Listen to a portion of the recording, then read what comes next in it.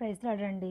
6 months bible రీడింగ్లో day 6 part 2 Genesis 35, 36, 37 chapters అన్నమాట.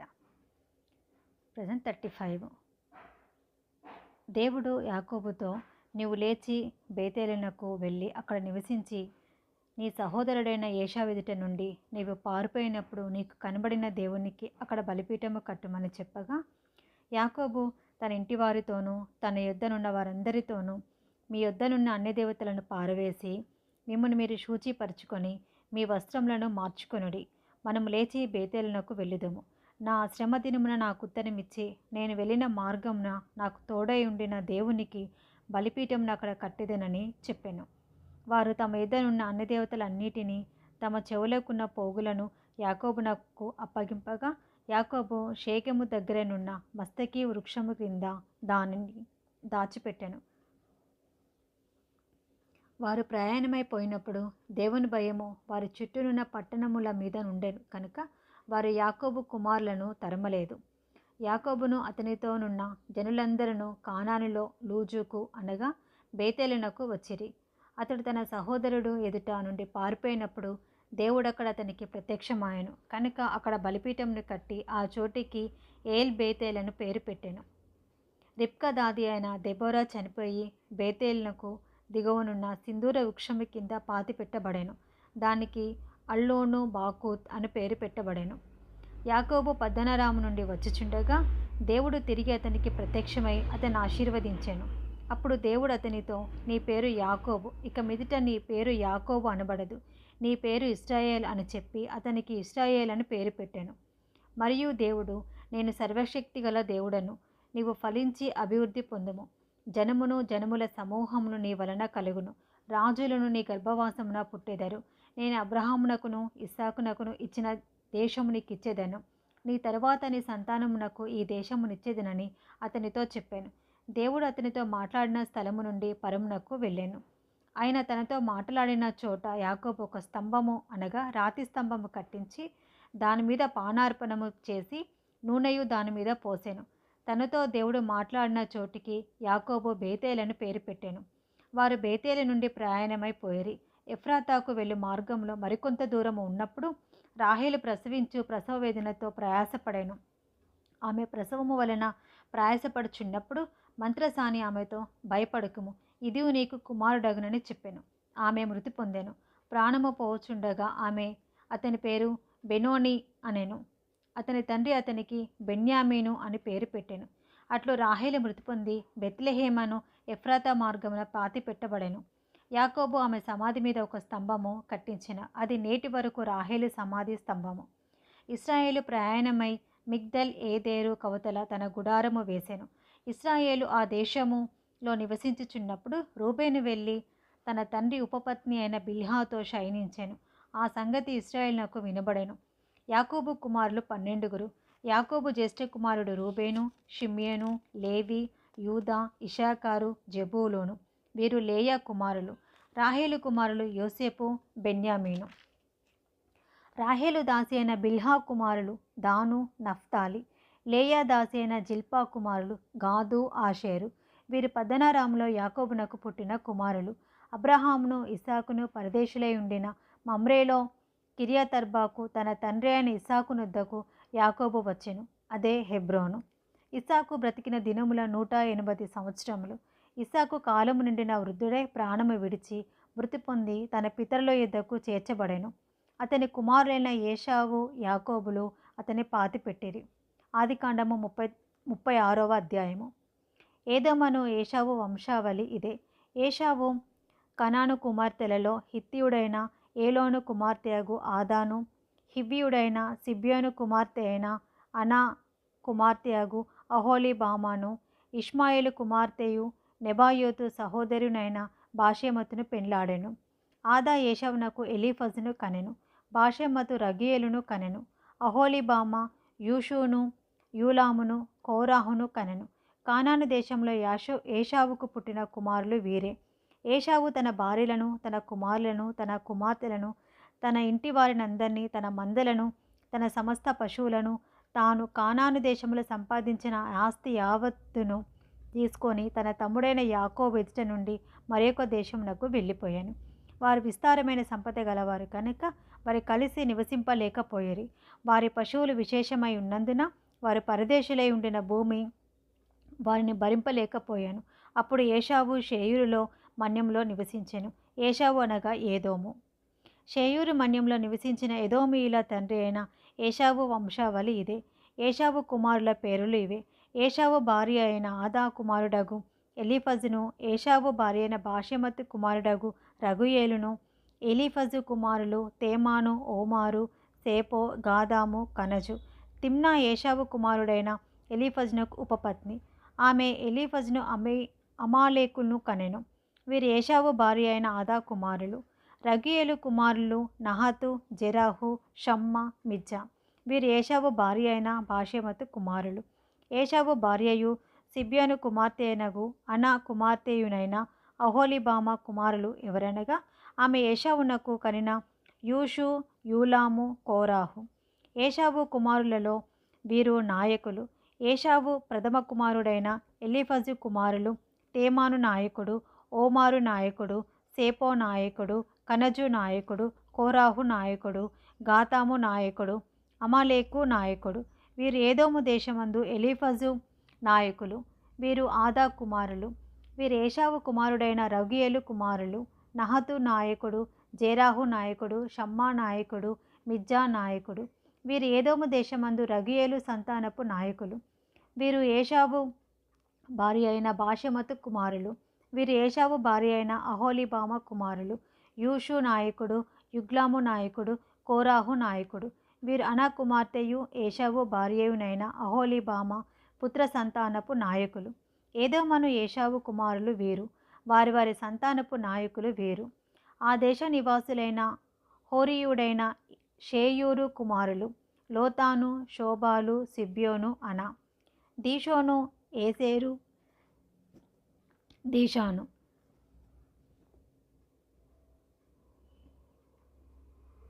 వీరు ఏదోము దేశమందు షేయూరు పుత్రులైన హోరీయుల నాయకులు.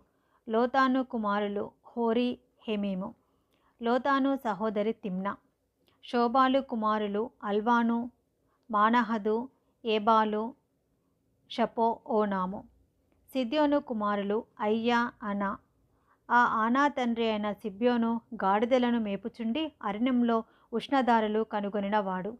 అనా సంతానము దీషోను. అనా కుమార్తె అయిన అహోలీబామ. దీషోను కుమారులు హెద్దాను, ఎష్బాను, ఇత్రాను, కేరాను. ఏసేరు కుమారులు బిల్హాను, జవాను, అకాను. దీషాను కుమారులు ఊజు, అరాను. హోరీయుల నాయకులు లోతాను నాయకుడు, శోబాలు నాయకుడు, సిబ్యోను నాయకుడు, అనా నాయకుడు. దీషోను నాయకుడు, ఏసేరు నాయకుడు, దీషాను నాయకుడు. షేయూరు దేశమందలి వారి నాయకుల చొప్పున వీరు హోరీయుల నాయకులు.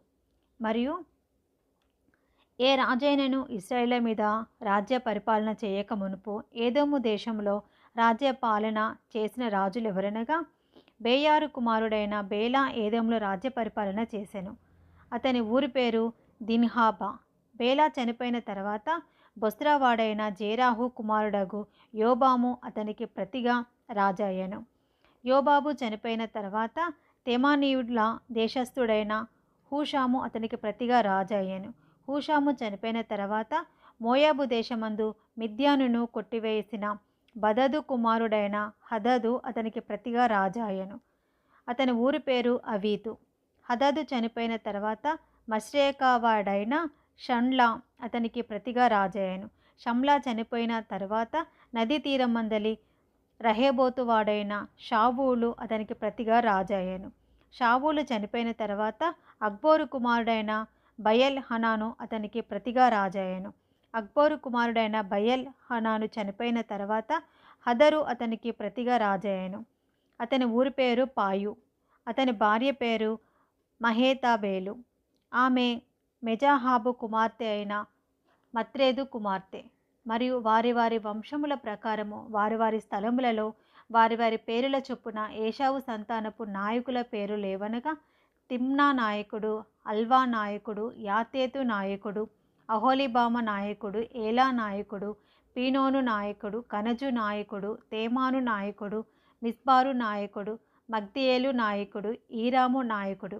వీరు తమ తమ స్వాస్యమైన దేశమందు తమ తమ నివాస స్థలముల ప్రకారము ఏదోము నాయకులు. ఏషావు ఏదోమీలకు మూలపురుషుడు. ఆదికాండము 37వ అధ్యాయము. యాకోబు తన తండ్రి పరదేశవాసిగా ఉండిన కనాను దేశంలో నివసించెను. యాకోబు వంశావళి ఇది. యోసేపు 10 వాడై తన సహోదరులతో కూడా మందను మేపుచుండెను. అతడు చిన్నవాడై తన తండ్రి భార్య అయిన బిల్హా కుమారుల యొద్దను జిల్పా కుమారుల యొద్దను ఉండెను. అప్పుడు యోసేపు వారి చెడుతరమును గూర్చి సమాచారము వారి తండ్రి యొద్దకు తెచ్చుచుండువాడు. మరియు యోసేపు ఇశ్రాయేలు వృద్ధాపమందు పుట్టిన కుమారుడు కనుక తన కుమారులందరికంటే ఎక్కువగా అతన్ని ప్రేమించి అతని కొరకు విచిత్రమైన నిలువుటంగి కుట్టించెను. అతని సహోదరులు తమ తండ్రి అతన్ని తమ అందరికంటే ఎక్కువగా ప్రేమించుట చూచినప్పుడు వారు అతని మీద పగబట్టి అతనిని క్షేమ సమాచారమైనను అడగలేకపోయిరి. యోసేపు ఒక కల కని తన సహోదరులతో అది తెలియచెప్పగా వారు అతని మీద మరీ పగబట్టిరి. అతడు వారిని చూచి, నేను కనిన ఈ కలను మీరు దయచేసి వినుడి. అదేమనగా, మనము చేనులో పనులు కట్టుచుంటిమి. నా పన లేచి నిలుచుండగా మీ పనలు నా పనను చుట్టుకొని నా పనకు సాష్టాంగపడెను అని చెప్పాను. అందుకు అతని సహోదరులు, నీవు నిశ్చయముగా మమ్ము నేలెదవా, మా మీద నీవు అధికారి వగుదువా అని అతనితో చెప్పి అతని కళలను బట్టి అతని మాటలను బట్టి అతని మీద మరింత పగబట్టిరి. అతడు ఇంకొక కలగని తన సహోదరులకు తెలియచేసి, ఇదిగో నేను మరి ఒక కల కంటిని. అందులో సూర్యచంద్రులను 11 నక్షత్రములు నాకు సాష్టాంగ పడినని చెప్పాను. అతడు తన తండ్రితోనూ తన సహోదరులతోనూ అది తెలియచెప్పినప్పుడు అతని తండ్రి అతనితో, నీవు కనిన ఈ కల ఏమిటి? నేను నీ తల్లియు నీ సహోదరులను నిశ్చయముగా వచ్చి నీకు సాష్టాంగపడుదుమా అని అతని గద్దించెను. అతని సహోదరులు అతని మాట యందు అసూయపడిరి. అయితే అతని తండ్రి ఆ మాట జ్ఞాపకముంచుకొనెను. అతని సహోదరులు షేకెములో తమ తండ్రి మందను మేపుటకు వెళ్ళిరి. అప్పుడు ఇశ్రాయేలు యోసేపును చూచి, నీ సహోదరులు షేకెంలో మంద మేపుచున్నారు, నిన్ను వారి యొద్దకు పంపేదను రమ్మన్నప్పుడు అతడు మంచిదని అతనితో చెప్పాను. అప్పుడతడు, నీవు వెళ్ళి నీ సహోదరుల క్షేమమును మంద క్షేమమును తెలుసుకొని నాకు వర్తమానం తెమ్మని అతనితో చెప్పి హెబ్రోను లోయలో నుండి అతన్ని పంపాను. అతడు షేకెమునకు వచ్చాను. అతడు పొలంలో ఇటు అటు తిరుగుచుండగా ఒక మనుషుడు అతన్ని చూచి, నీవేమి వెతుకుచున్నావని అతన్ని అడిగాను. అందుకతడు, నేను నా సహోదరులను వెతుకుచున్నాను. వారు ఎక్కడ మందను మేపుచున్నారో అది దయచేసి నాకు తెలుపమని అడిగాను. అందుకు ఆ మనుషుడు, ఇక్కడ నుండి వారు సాగి వెళ్ళిరి. వారు దోతానునకు వెళ్ళుదము రండని చెప్పుకొనుట వింటినని చెప్పాను.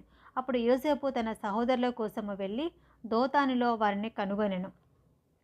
అతడు దగ్గరకు రాకమునుపు వారు దూరం నుండి అతన్ని చూచి అతన్ని చంపుటకు దురాలోచన చేసిరి. వారు, ఇదిగో ఈ కలలు కనువాడు వచ్చుచున్నాడు, వీని చంపి ఇక్కడనున్న ఒక గుంటలో పారవేసి దుష్టముఖము వీని తినివేసినని చెప్పుదము. అప్పుడు వీని కలలేమగునో చూతము రండని ఒకనితోనొకడు మాట్లాడుకొనిరి. రూబేను ఆ మాట విని, మనము వానిని చంపరాదని చెప్పి వారి చేతులలో పడకుండా అతన్ని విడిపించెను.